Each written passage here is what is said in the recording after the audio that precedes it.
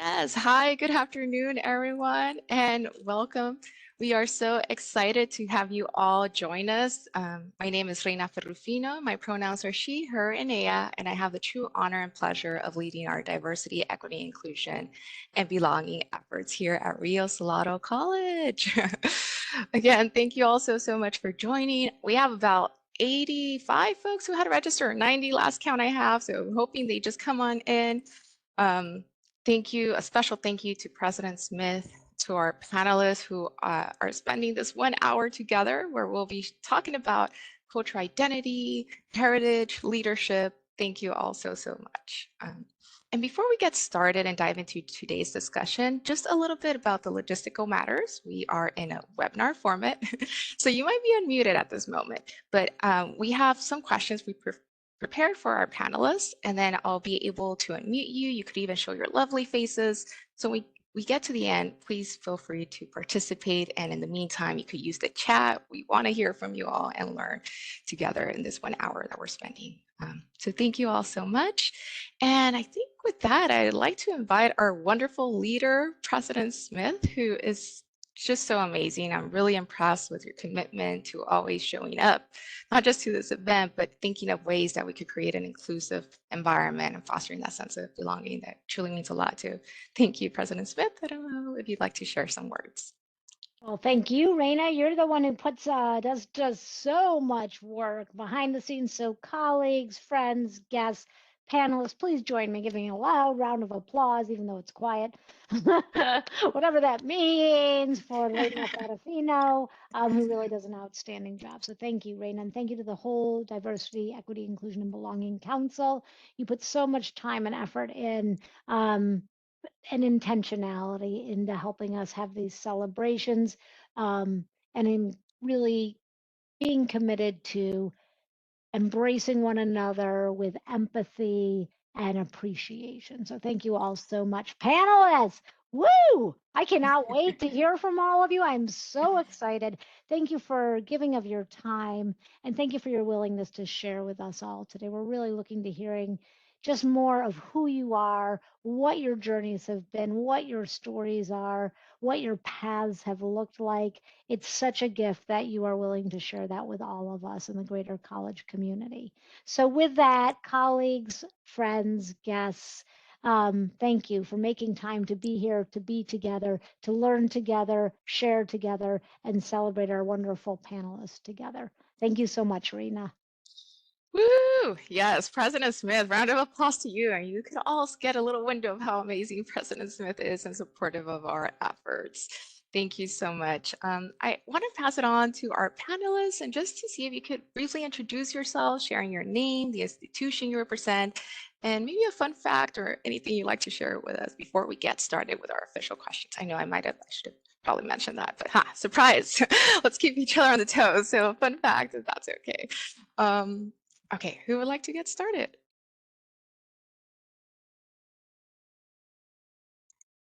I can start us. Okay. I'm happy to start us. So I'm Amy Diaz. I am the interim vice chancellor and the chief of staff at Indiana University Northwest. And well, I guess it's sort of a fun fact, right? I have to give you two. So I work in Northwest Indiana, but I live in Chicago. I'm a Chicagoan. I'm a native Chicagoan, and I live in Pilsen, which is predominantly um, Latino neighborhood, predominantly Mexican. And so my real fun fact is that I'm a huge Wonder Woman fan, and that came about when I was little watching reruns of the show, and my papi came from behind me and said, "Hey, Wonder Woman's Mexican like you." And I thought he meant the character, but he meant the actress Linda Carter, who is Mexican. And so that was I've loved her ever since. I love the character, and of course, I love the actress. So, and I will popcorn it to Beto. Thanks, Amy. Much appreciated. Buenas tardes. My name is Alberto Vazquez. I work at UC San Diego, where I do a lot of outreach efforts to get people equally excited about science. And I also serve as a board member for a national organization called SACNAS, which is the Society for the Advancement of Chicanos and Native Americans in Science. It's a long breath with that. Fun fact, I don't know. I love animals. I think I love animals. I have a lot of them. I have a lot of chickens, and I have goats and pigs, and I have 4 dogs, and we're kind of thinning out the herd here, so I only have chickens and dogs now. But there's nothing like fresh eggs, right? So that's my fun fact. And I have 4 kids on top of that, right? 2 older ones and 2 little ones. So yeah, and I'll popcorn it over to, let's see here, who is Lulu looks excited to go next. Lulu, you're next. Thank you, Beto. Good afternoon, everyone. My name is Lulu Lourdes Maldonado. I work at Rio Salado College. My official title is Academic Life Coach, but I work with the Title V grant. The Avanzar grant is the name of it here specifically. And let's see, a fun fact about myself is that I was a foreign exchange student in Germany, of all places, after high school. So yeah, that was fun and interesting. And I will pass it on to David. Thank you, Lulu. Hi, again, my name is David Ayon. I am here at Rio Salado College. I'm a student service specialist for counseling and career services, and I'm also part of the DEIB with Reina, so I'm really happy about that. A fun fact about me is for the past 10 years, I've been dancing professionally as a break dancer. I go around battling around states and teaching here and around the community too. And it's been fun. I'm meeting a lot of people, getting to experience these the dance, the culture of it too. It's very cool, and I've been very appreciative of it. I'll popcorn over to Enrique. Thanks so much, David. Hi, everybody. I'm Enrique Velasco. I'm the director of the Meta Centro here, Latinx Resource Center at San Jose City College. And I appreciate being invited and being part of this. A fun fact about me, I was born in Comala, Colima, Mexico. And I moved to California when I was 5 years old, along with my family. So that's a fun fact about me there. And now popcorn it over to Russell. Thank you, Enrique. Hello, everyone. I'm Russell Castañeda-Calleros. My pronouns are he, him, and él. And I grew up in Whittier, California, which is where I work right now. We're about 12 miles from Los Angeles. We're right in between Dodger Stadium and Disneyland. That's what I tell people who are not familiar with Southern California. And I just want to pause and thank Reina and President Kate Smith and the DEIB Council for putting this together, creating this space for all of us to be able to exchange our stories and listen from each other and share and really elevate each other. So I'm very grateful and very blessed to be here with you all. And my fun fact, I used to be a dancer back in undergrad and in grad school. I danced as part of the Ballet Folklorico group. And I didn't convince my parents until they saw me on graduation for our commencement. They didn't believe I could do it. I grew up a little clumsy. And I kept telling them, no, I can do it. And they're like, oh, well, we have to see. And then I danced in front of them. They're like, no way, you've been doing this all this time. So that was really a nice moment to be able to reconnect with my roots and to be able to show off that part of myself. And I miss it. But if I hear the music, I'll start going zapateado again. So watch out. So I'm going to turn it back over to Reina. Thank you. Thank you so much. And thank you everyone for introduction. I want to share 2 fun facts here of some folks in the call. David is part of our DEIB Council and also one of our real students. So I want to give him a shout out because he's humble, but he does such great work in providing that student perspective, and it's always really appreciated. And Dr. Russell shared he works at Rio Hondo College, and that's the community college I attended, where I found amazing faculty members, counselors, and folks that believed in me. So I just want to throw out those. Oh, maybe a third fact. I love to dance, so I'm also part of this David and Russell community here. I will dance. It was hard to stay still. I don't know if you heard me tapping or stuff while we were playing music, but with that being said, thank you all so much, and I love to get started here with our questions. Thank you for providing us with this 1 hour together. And the first question we have prepared for our panelists, here we go, is, can you share with us the path that led you to your current position? What were some pivotal moments or influences that contributed to your success? So, Dr. Russell, I don't know, maybe you'd like to get started with this question? I'd be happy to. Thank you, Reina. For me, I work in higher ed. I've been in higher ed now for about 23 plus years. And I can trace back to a moment when I was about 7 years old. I was working on my whatever homework I had in second grade. And my dad came in overalls. He worked for the gas company. He was a meter reader and he dug holes and went underground. And he was changing really fast and getting ready for school. I'm like, where are you going? He's like, Mijo, I'm going to Rio Hondo College. I'm taking a Chicano studies class. I'm like, why? You already have a job. He's like, Mijo, I want to learn more. And for me, that was a seminal moment for me. And little did I know the roots were being planted and the seeds were being planted, I should say, for me to really devote my career to education. And I forgot to say at the outset, in addition to working at Rio Hondo College as a director of government and community relations, I serve on the school board, the same high school board where I went to high school. And I'm in my fourth term right now. So for anyone interested in running for school board, I'd be happy to help you with any step of the way. So that was a seminal moment for me. Beautiful. Thank you so much for sharing that and just the importance of family in our community and giving back as well. Yes, Dr. Amy, would you like to share any thoughts?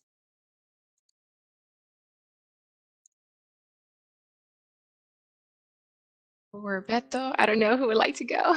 Oh, I can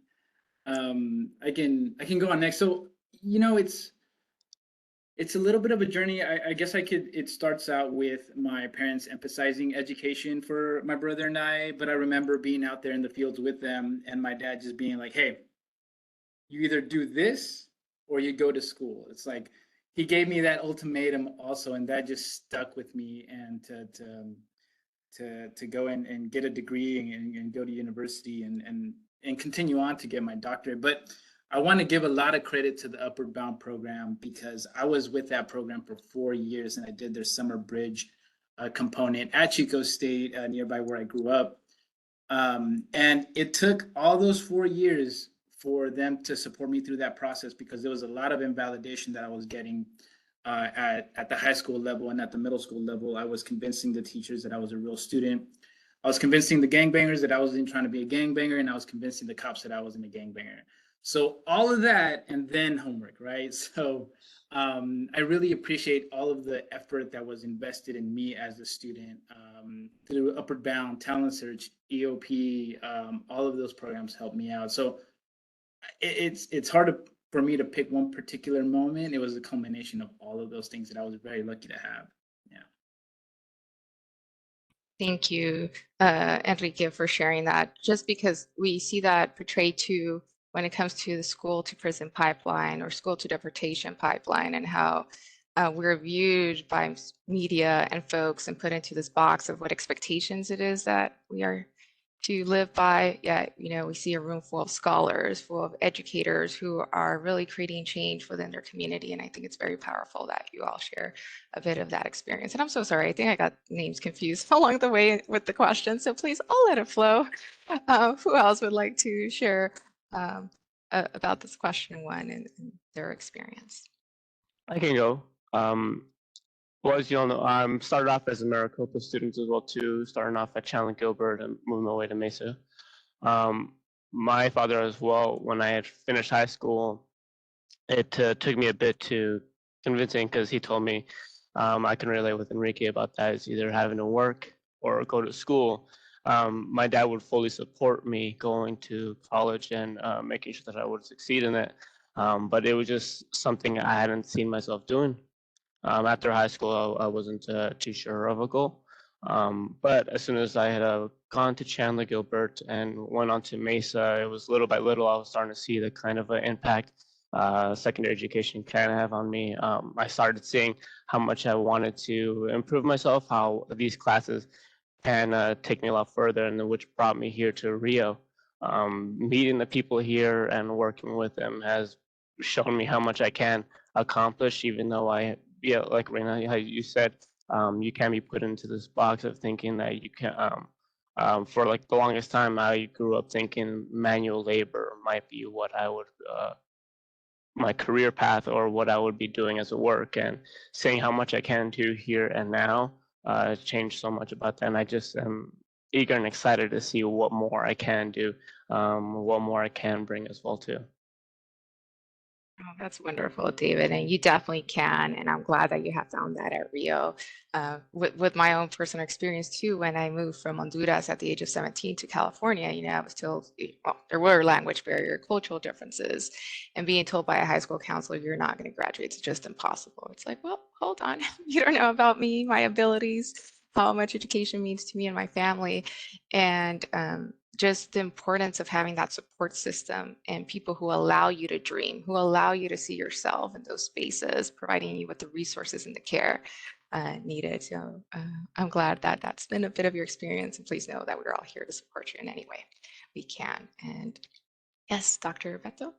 Yeah, I wanted to add something to that. My case was a little different, right? I didn't have my dad around to kind of encourage me. I didn't have that level of support. So I just wanted to chime in because sometimes you don't have those people in your lives, right? And so, my journey was a little different in that I had to do a lot of things that didn't work out first. I made a lot of mistakes first where I realized, hey, this is not the route that I want for my life before I kind of decided. I stumbled upon college, right? And I went to college for three main reasons. I'll be honest with you. I heard I can get paid through financial aid. I was younger, so I was more handsome, and I was like, I'm gonna go meet girls, and I'm gonna stay out of trouble. Honest to God, those were the three reasons why I went to college, right? And I think that's important because it doesn't matter what your motivation is. Once I got there, I learned a lot more about myself. I learned that I could take a lot of skills that served me well on the street, and I can apply them in new ways, right? So I took the street hustle and I made it into resourcefulness, right? And it worked out for me really well. And so ultimately, I started to learn that I was capable to do a lot of different things, but I just didn't give myself the opportunity to thrive in that because it was so new and scary, right? But once I was there, your question is, the path that led us to our current position. I just really enjoyed being that person that I could have used along the way to encourage me, right? I really enjoyed being that person that I was missing in my journey. I didn't have any professors that were of color, right? Especially in the sciences. And so I wanted to become that person for folks. I had a hard time learning science concepts, traditionally how they're taught. So I got creative about explaining those concepts differently, sometimes through a culturally relevant lens, and that really lended a lot of support. So now I get to create those opportunities to put students at comfort with leaning into something that could be uncomfortable for them. Nicely said, Beto. Thank you for sharing that. Would love to be part of your classes and see how that's done, or maybe towards the end, would love to learn more there. So let's get started maybe with our question number 2. Let me make sure I put it in the chat too. All righty. So our next question is, how do you celebrate your heritage and culture in your personal and professional life? And how has this shaped your identity and approach to your work?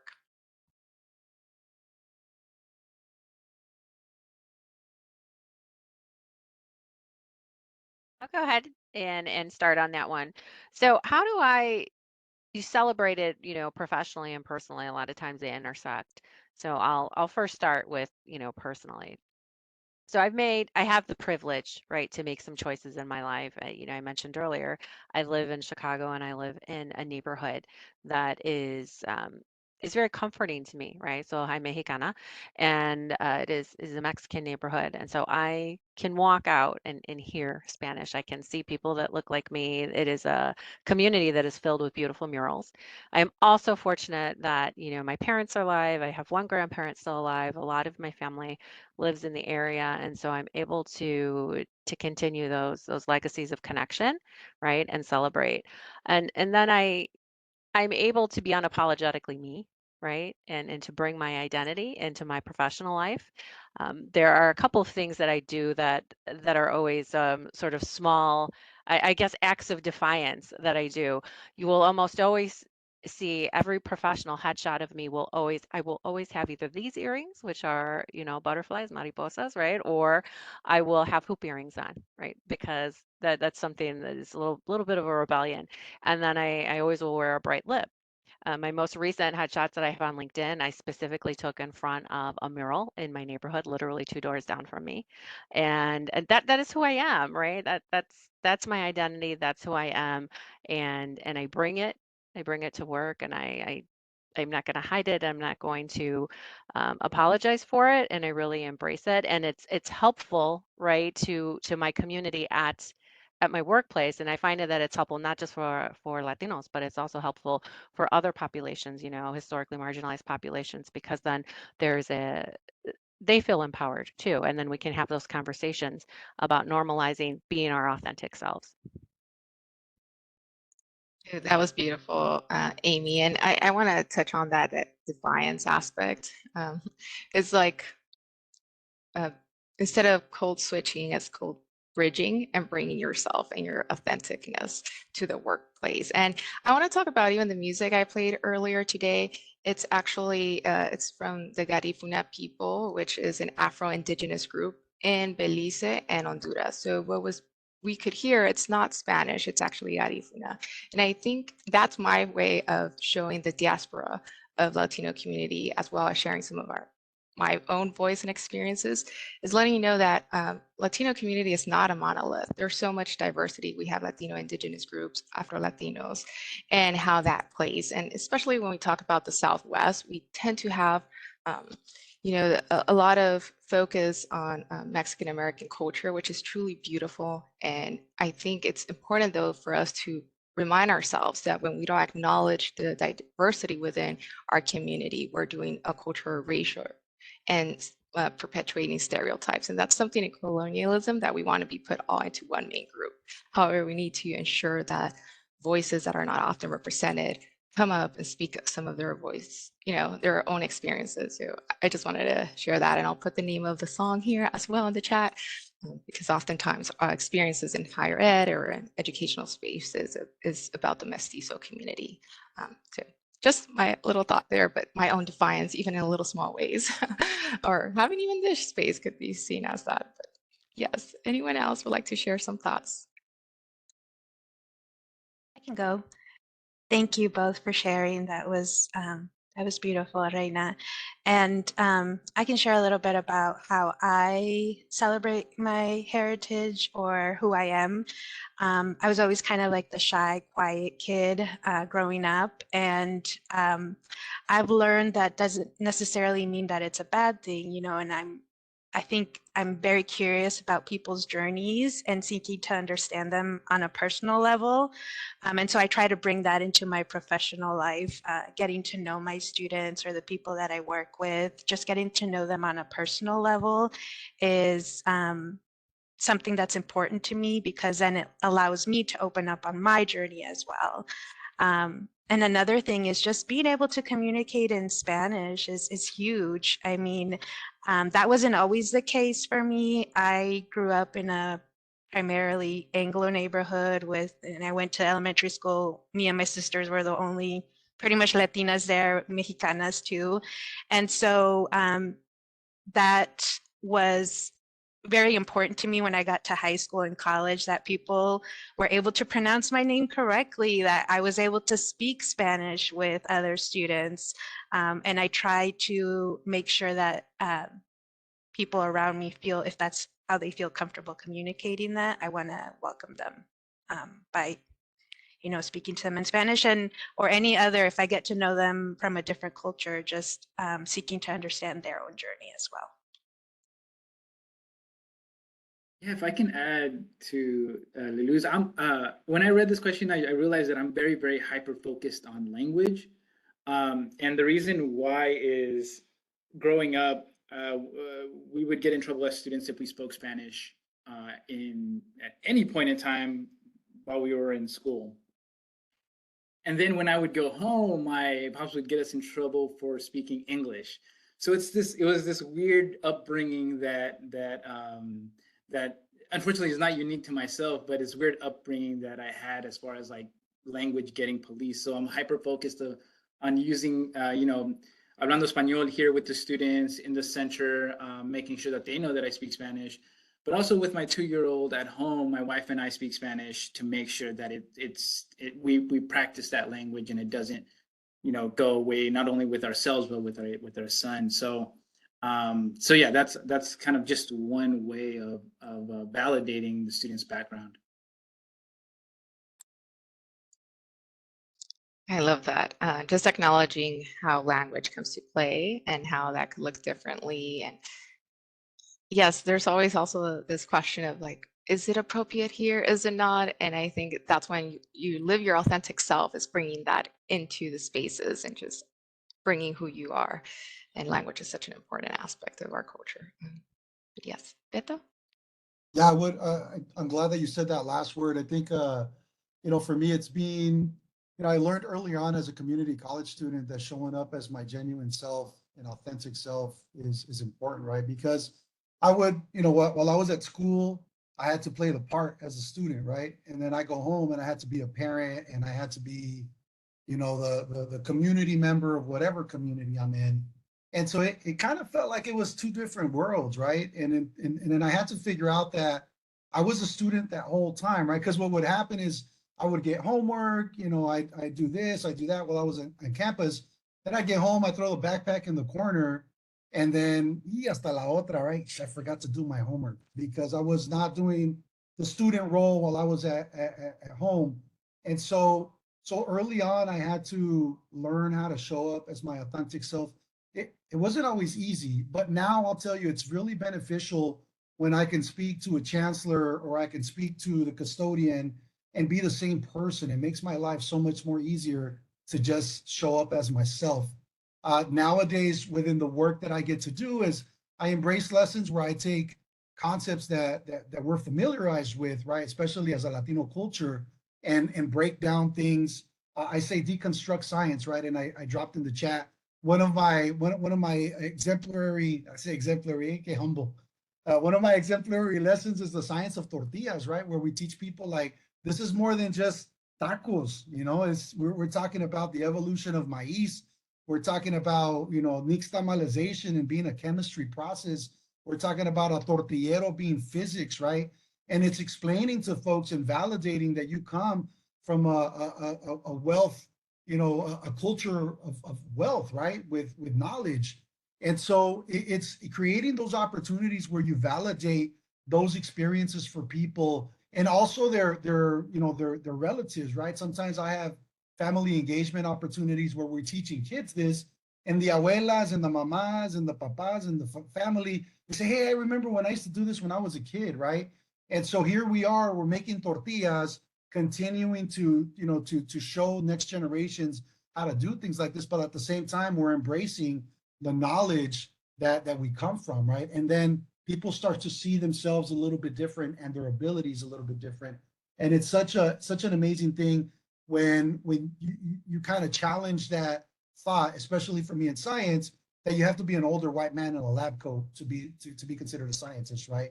Instead of the nanas and the papas that gave you té de lechuga or té de manzanilla if your stomach hurts or whatever, right? Like there's all this knowledge that we come from that we need to embrace, right? We need to embrace it. Yes, beautiful, Beto. I love that. Recognizing our funds of knowledge and even from our ancestral ways of wisdom, like talking about the Mayan civilization, right? One of the most advanced. We were mathematicians, scientists. The Mayan communities are not extinct. In Guatemala, we have over 3 Mayan languages. Like this is our heritage. This is the culture and fun stuff we've navigated, and the importance of recognizing that. It really makes a change when you shift that narrative. Beautiful. And let's see, question number 3 here. What challenges or obstacles have you faced as a Latinx professional in your academic and career pursuits, and how have you managed to navigate and overcome them? What advice would you give to Latinx students who are navigating their educational and professional journeys?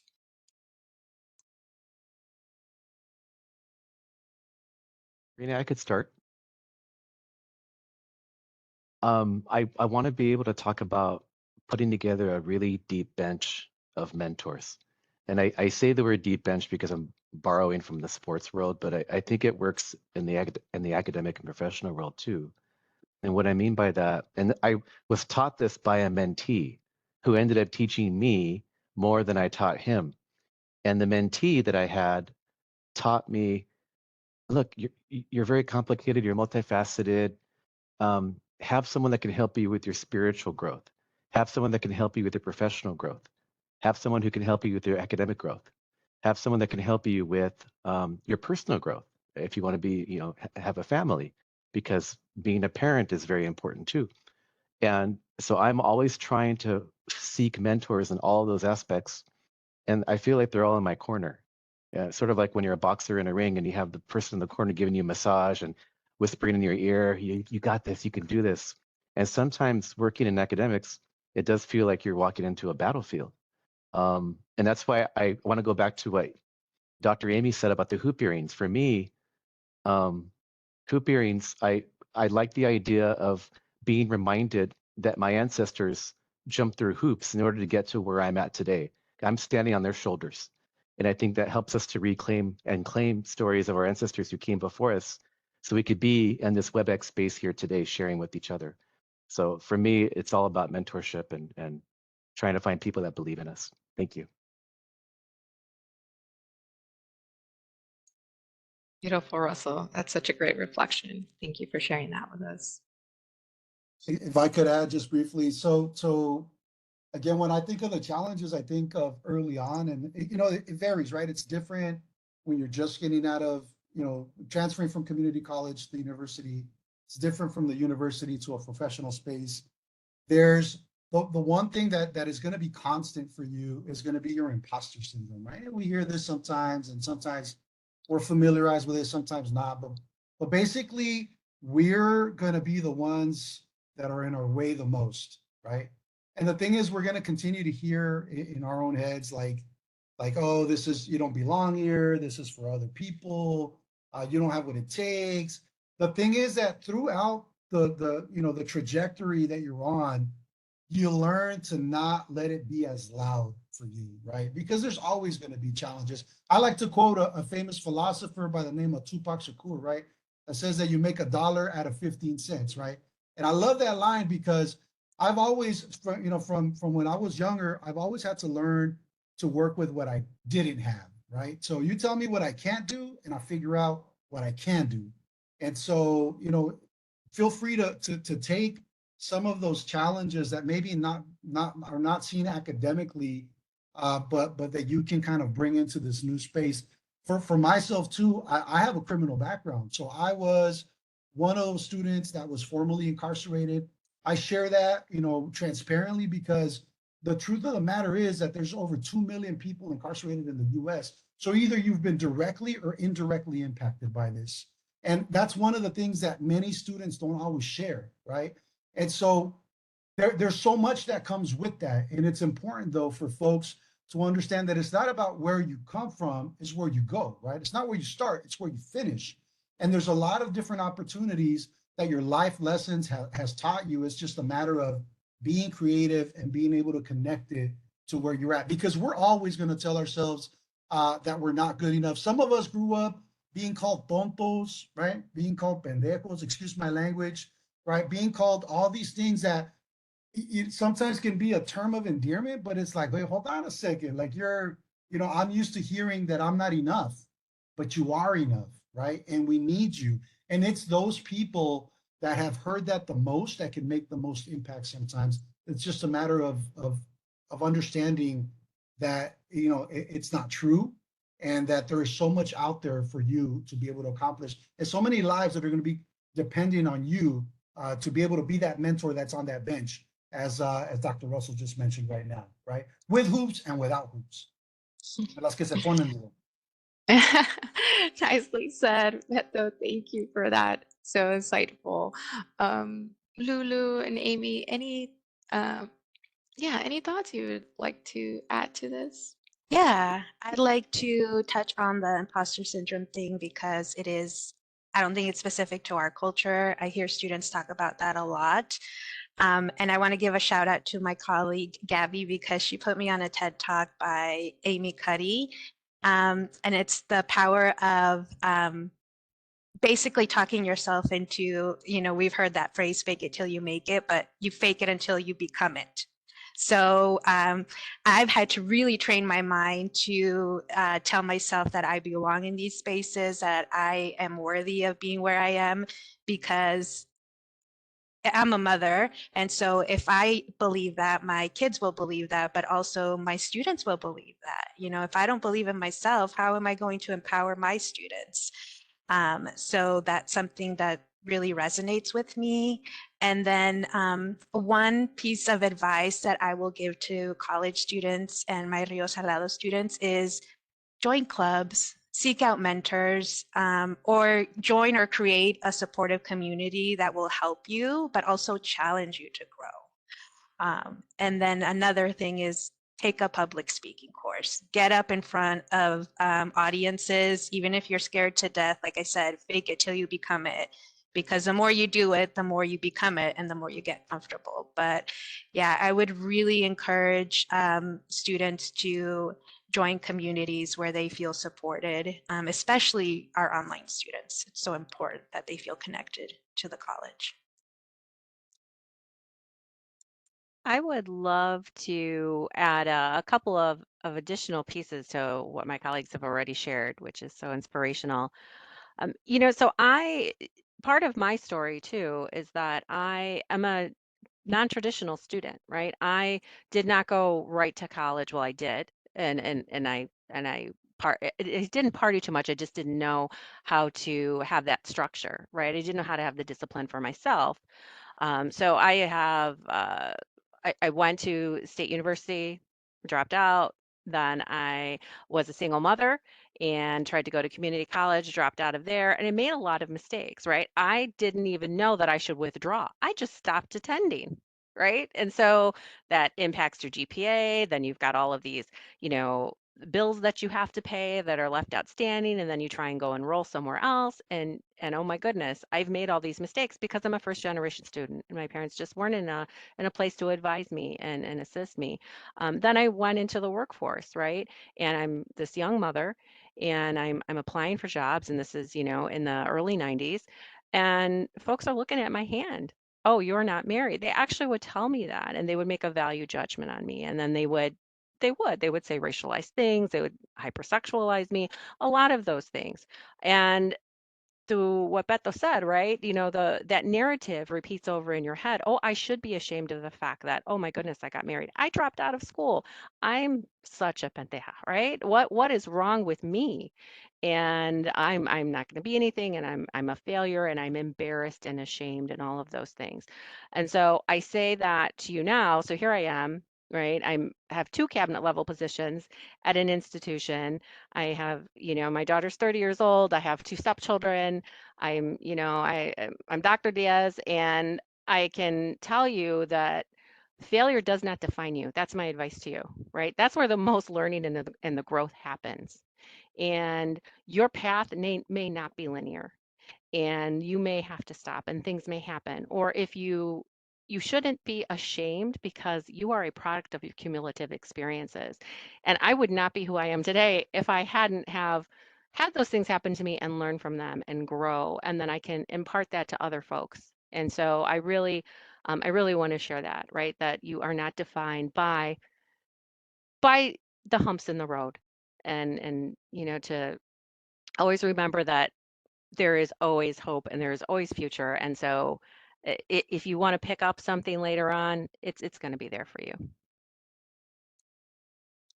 Beautiful, beautiful. Thank you so much. Such words of wisdom and really inspiring us all today. I want to put in the chat our last question and just be a little mindful of our time, as we would love to have some Q&A from our folks. So, and Enrique and David, if you'd like to share your experiences with this question, we would love to hear. With that last question there? Yes, the next question is, how can we as a community continue to inspire and create meaningful change in higher education to better serve Latinx students and professionals? Yeah, so I would say bringing in joy to the workspace, to the environment for students. Joy has been sucked out of the educational system, at least from what I've seen and what I've experienced. I think that can be real helpful. And when students are comfortable and they're having fun, they learn. It's not when it's survival mode when they're learning. That's not the case. And I would say for the professional piece, my line of research is on Latinx first generation professionals. And I would say critiquing the system a little bit more as far as, you know, we talk about serving and supporting students, Latinx students in this way, rightly so. But are we doing the same? Are we having the same approach for the professionals that do that work? And right now we're not. Generally speaking, I just don't see that, or I don't see that we're thinking about that enough in terms of like burnout, in terms of having enough resources to do the work, in terms of the importance that institutions give the work and making sure that it's not marginalized in itself, right? So I think that's how we do it. I think it's through that joy, but also through understanding the systems that we work within. But yeah, I'll just end that there. I want to add, having conversations like this are important. Hearing stories of everyone's not just their shortcomings, but how they've got to be where they are. It's very inspirational being on this panel with everyone here, hearing how I can relate to some of these experiences and see where I've come from too. These conversations are very important so that we can understand what it means to be that other student, or we can see how we can help that other student, especially coming from my position, knowing what it was coming to college, not sure of what I would be doing, unsure of how I can succeed and how I can get there. I had my father, who I was very lucky enough to push me to believe in myself. I really had to find my own way and get to these classes, do well in school, making sure I'm studying, get my finances ready to pay for these classes. It's important to do these things because when I do meet students, when I have time to face these other students, whether it's I'm here at work or I'm outside traveling, anything like that, I want to make sure I can spread this information as well too. I want to make sure that they know that they are capable enough to do something like this. Hearing Beto's story, it's very culminating, just wanting to do something like this. I'm very appreciative of being here and wanting to make sure I can be a part of this too. It's a big step for everyone to want to be here. I think it just starts with ourselves being there for each other and listening to each other. I love that. I love those reflections, Enrique, David, of just healing and liberation and seeing how we could really help support one another and serving our students and also ourselves along the way, being there for one another to ensure we could do what we are here to do, which is serve our students, right? So beautiful. Thank you so much for those amazing responses. I want to now allow all those folks who have joined us, if they have any pressing questions, thoughts, comments, we would love to hear from you all. I know there's been some interactions there in the chat. Please feel free to raise your hand, or if you have any questions that you'd like to ask, this would be free time to ask those.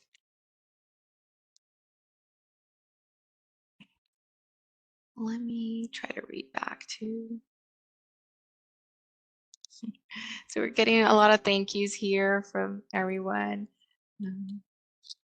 I think I allow folks to gather their thoughts, or like once again, you can use that raise hand feature. And I'm more than happy to unmute you so you could ask your question, or if you feel comfortable asking or sharing a comment in the chat, that'd be great. I want to share a little bit of the topic of like servingness and being a Hispanic serving institution. You know, that concept of Gina Garcia and colleagues. How do we serve our Hispanic serving institutions outside of saying we're an HSI, but really what commitment besides our number enrollment of 25% as defined by U.S. Department of Education? How do we serve our students in our classroom, in our interactions, our student services, Even our infrastructure, can I tell that this is an HSI institution if I walk here or there? What ways are your institutions doing, or what are some of your thoughts when it comes to that servingness piece of our students?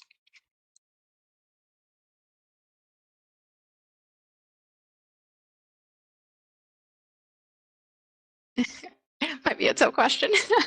No, I think so. So it's a big question, but I think that it comes down to each institution, because I think at the community college level in California, the needs are not going to be the same, even within the Bay Area, Bay 10, the 10 community colleges in the Bay Area region.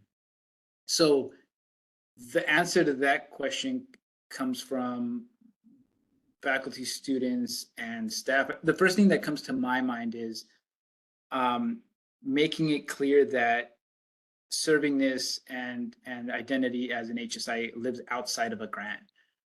If you don't have a grant, an HSI grant, it doesn't mean you're not an HSI institution that shouldn't think about the needs of this population of students. And the second part is comes down to budget. How many of your faculty or staff or counselors are kind of that are focused on this work are within the general fund and not necessarily just on grant money, right? So how much of this is institutionalized? How much of this is dependent on grant funds that will expire? So those two things come to mind. It's an important question. It's a very complex answer, because it's very dependent on the institution and what the needs are there, right? Yeah, I think it's one of those hard ones, but having in mind our students, knowing our students, because every institution is so different, but having the care and intentionality of putting our students first and learning from them. What are directly asking, what are your needs? How can we help support and meet you where you are? For our students, many of our students are online students, full-time workers, completely different of what that could look like, and fostering that sense of belonging. So I appreciate you sharing your expertise, especially leading a Title V grant yourself. Any other thoughts with that? Or are we ready for question number 2? I can answer briefly, right? And I want to make sure there's enough time. So for some background, we are, my campus is in HSI. It's in a 7-campus system. There are only 2 HSIs in the state of Indiana. So we are one of 2 and only 4 in the whole state, right? So we're talking really, really limited. So I'm in a PWI system with an HSI, right, designation.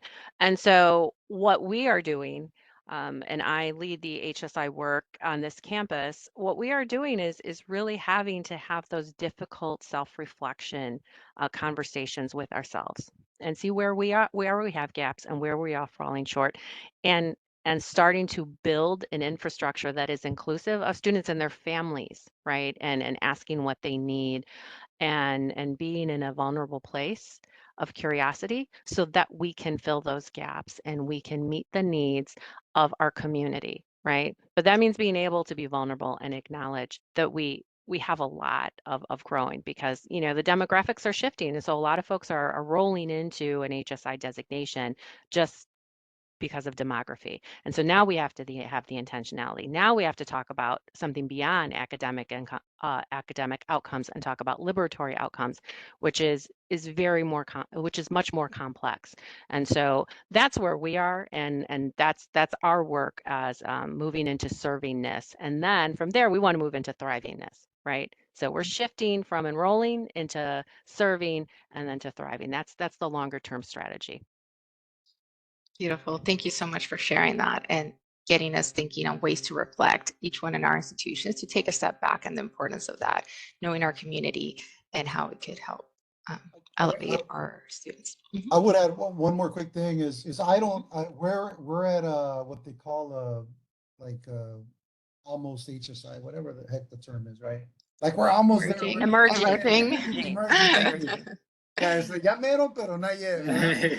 So we're really close, but I do a lot of work with a lot of the local community colleges, and de hecho, I helped one of the local community colleges lock in their grant, HSI grant, right? And so the challenge there has been, though, that they don't, as a community college, they only know what they know, right? And they only have what they have. And so what that means is that we also have to be very intentional about understanding that I might need to partner with other organizations, right? To be able to get some stuff done. And that's okay, right? I think we want to build collaborative relationships with, between 2 and 4 year institutions that are serving the best interest for the students, right? Not because we have extra money to, supplant this or to do that, or, all these things that are not necessarily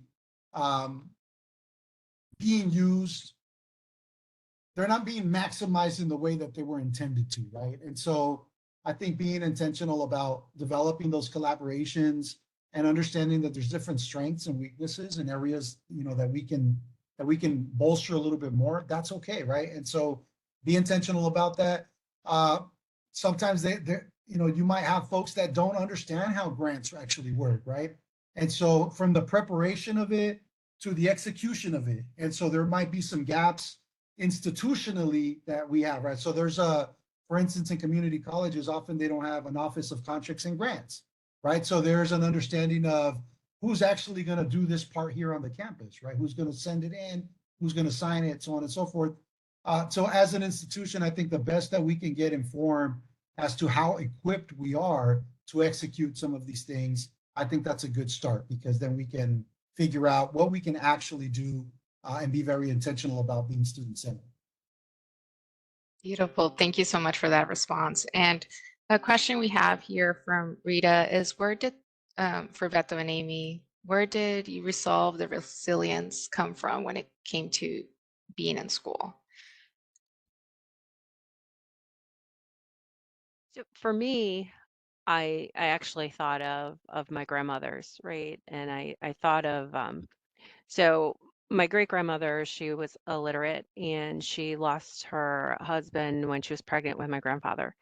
And she had 4 children, and she couldn't read or write, even in Spanish. So I always would think of her, right? I would anchor, oh my goodness, how did she manage to exist and survive, right? And she did it because she had a dream for all of us, right? And I thought, oh, I come from really strong stock. So I was like, I'm gonna. I always thought of her, and I knew my great grandmothers. I mean, because we were all young, so I knew them. So it really has. When I defended my dissertation, I had Si Se Puede, and I had all of my grandmother's names on my shirt, because I carried them with me. So I've always carried them with me, and that is where I've found the strength for resilience. Thank you for sharing that, Amy. That's amazing, right? That's amazing.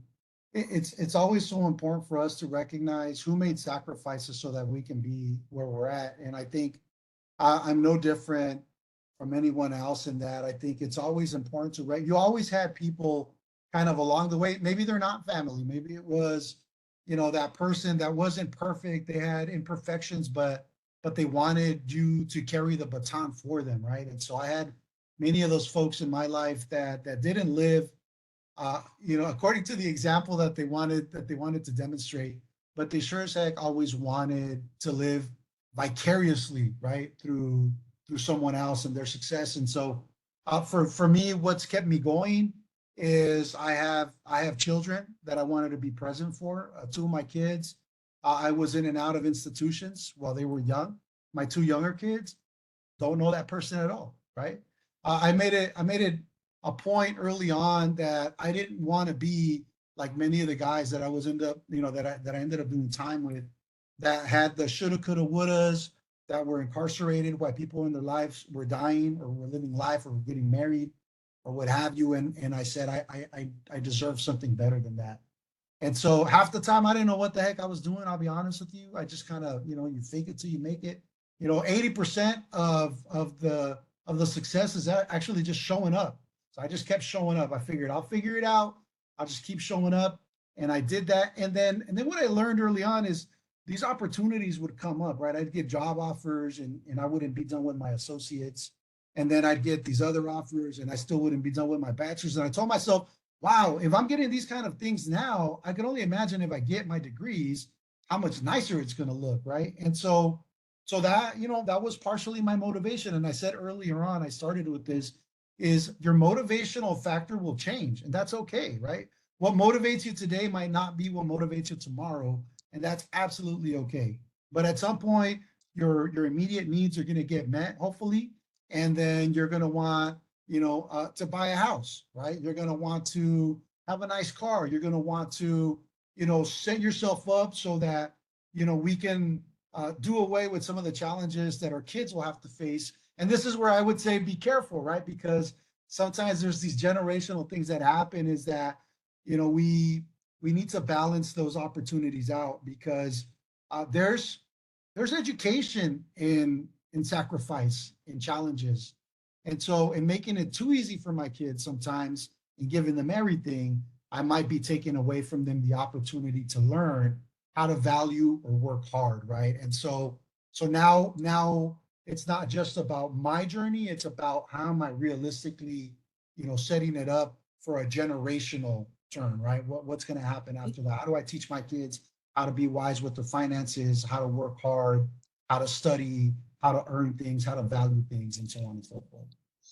Thank you so much, both of you, for that response. I know that we're coming up to time, so if panelists or others have to leave, please, we won't hold it against you. I would like to address some of these questions, maybe, but again, I understand the panelists if you all have to go. And I am going to push a little bit back to on the concept of faking till you make it, because I do feel that we all have the tools ready. I think it's more disconstructing what has been put into us and the boxes we're supposed to live in. I feel we all have the skill sets, the ability, the knowledge. So just leaning into our own growth, and it's a journey. Like sometimes you may feel more confident than others. Sometimes for me, I'll be like, oh, is my accent going to come out? Am I going to not remember how to say this in English? And different things, but navigating those and just learning to embrace those and bringing yourself to the work and to your communities. So we have another question here from Dr. Nuria Sanchez, and it's, thank you, panelists, for sharing your experiences and stories. We know it's important for Latina to have a seat at the table. What advice do you have for those that are at the table but continue to be marginalized through microaggression and as a result being silenced through these behaviors? I'd love to hear from the other our panelists here. What are some thoughts there from maybe one or two of you?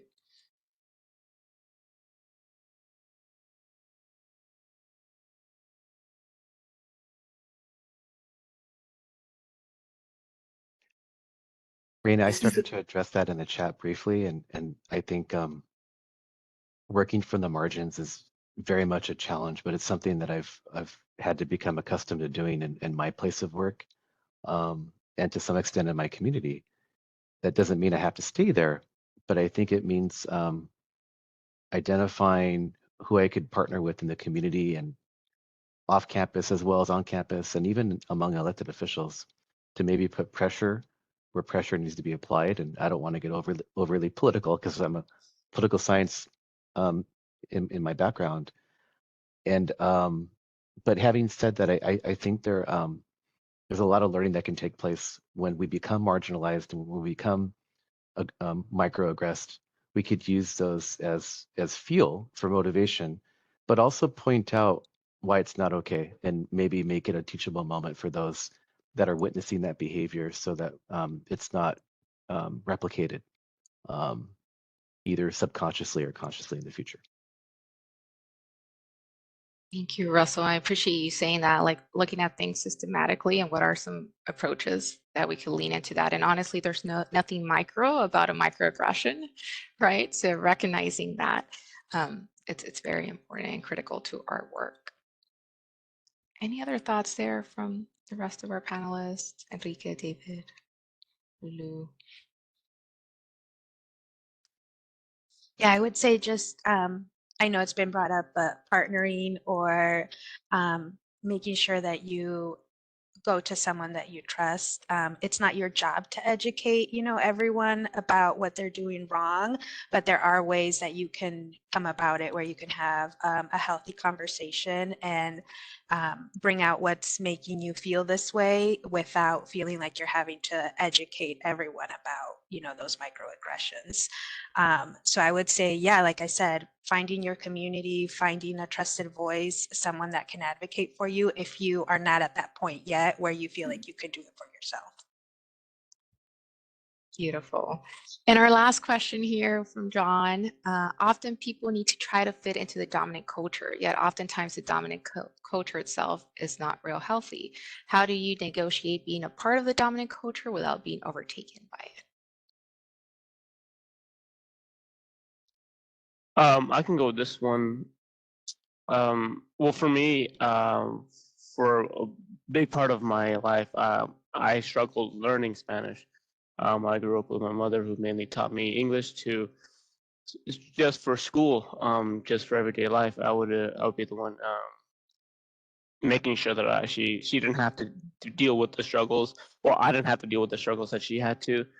Growing up, learning, knowing Spanish and trying to learn English. You know, that has been a bit hard for me, trying to find myself comfortable within the culture, within the people, not knowing Spanish, because I always felt a bit of a, I think they had mentioned it earlier, like imposter syndrome. I felt like I wasn't a part of it because I just didn't know it that well. It took me a while to realize it comes at my own pace. It really is by my own depth. I've taught myself now, and I've been better at it, and I make sure I apply myself.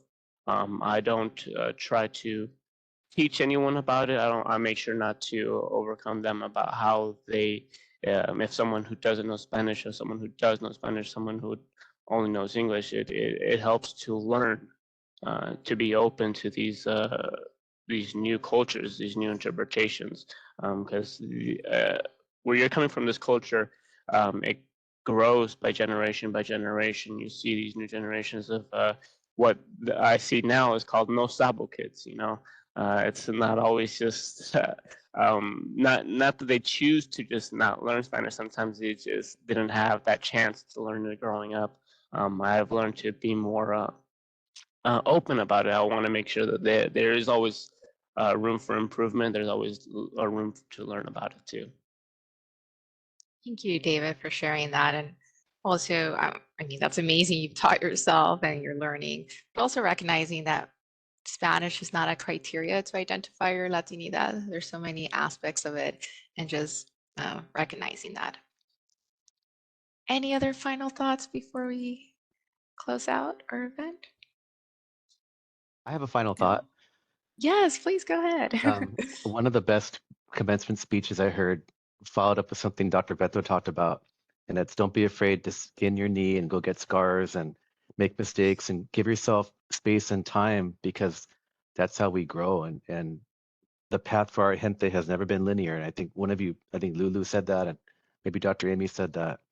But and obviously I'm not saying that we need to go out there and wound each other. I'm not saying that at all. But I am saying let's give ourselves a chance to grow and learn from our mistakes, because that's when true learning takes place.